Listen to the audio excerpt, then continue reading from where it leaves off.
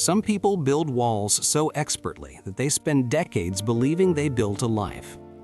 In a high-rise apartment overlooking Lake Ontario in Toronto, Canada, a woman named Ingrid begins her mornings with a ritual she has kept for years. Hot water with lemon, 30 minutes of reading by the window, no phone until 9. She is 69 years old, precise in her movements, deliberate in her speech. Her bookshelves are organized by subject. Her kitchen is immaculate.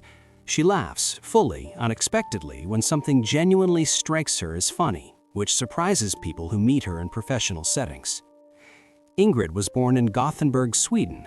She came to Canada at 28 with a business degree, near-perfect English, and an ambition that most people found either impressive or exhausting depending on how close they stood to it.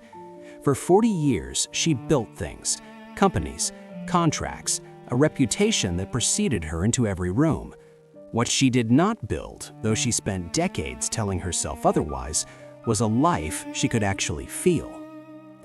You have told yourself that you will slow down when things settle, that connection can wait until the work is done, that you are, in the meantime, perfectly fine on your own. Perhaps that is even true, but Ingrid's story is about what happens when you finally stop and discover that fine and full are very different things. The consulting firm Ingrid built from nothing grew over 2 decades into something real. 32 employees, clients across North America and Europe, a calendar that had not had an empty weekend in 11 years. She traveled constantly and told herself she loved it. She ended relationships before they became inconvenient and told herself she valued freedom. She chose achievement over intimacy so consistently that eventually the choice stopped feeling like a choice. It simply became who she was. What Ingrid understood only much later was that she had not been choosing independence, she had been choosing safety. If you never allow anyone close enough, they can never leave. It is a logic that holds together beautifully, until you are 61 years old, sitting alone at the restaurant you always promised yourself you would visit, and you feel absolutely nothing. The depression arrived slowly, and then all at once. Ingrid, who had not missed a meeting in 30 years, could not get out of bed some mornings. Her doctor referred her to a therapist. She resisted for weeks. Then she went. In their 3rd session, the therapist asked Ingrid a question she was not prepared for. She asked, "When did you last do something that produced nothing?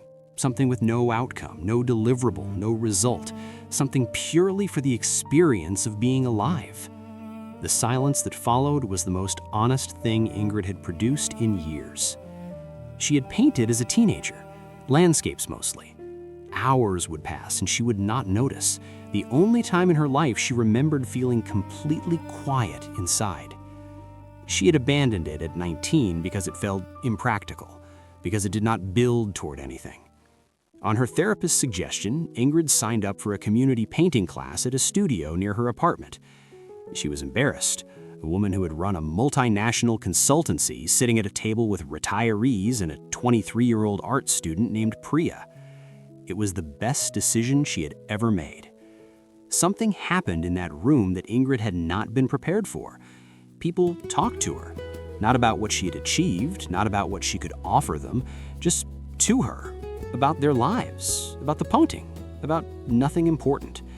And she found, to her complete astonishment, that she had things to say, that she was funny in a dry way she had entirely forgotten, that she was deeply curious about people in a way that decades of strategic networking had buried. Priya became one of her closest friends, a woman 40 years younger. They had lunch every Thursday for 2 years. Priya taught Ingrid how to use Instagram. Ingrid taught Priya how to negotiate a contract. The community around that studio became something Ingrid had never had, people who knew her outside of her accomplishments. At 67, Ingrid started a free weekend art program for immigrant women in Toronto, women who, like her, had arrived in this country with everything to prove and had perhaps proved too much of it. There is a woman in the group named Fatima, who came from Morocco 15 years ago and had never had 2 unscheduled hours to herself. She cried the first time she finished a painting, not because it was beautiful, though it was, because it was hers. Ingrid still begins her mornings with hot water and lemon. She still reads by the window. Her bookshelves are still perfectly organized. But Saturday mornings now belong to the studio. If you have spent years optimizing your life and still feel like something essential is missing, Ingrid's story is not telling you to do less. It is telling you to add something that cannot be measured. Connection, presence, something that exists only for the joy of existing. The door to that life is always open. Ingrid just wishes she had walked through it 30 years sooner.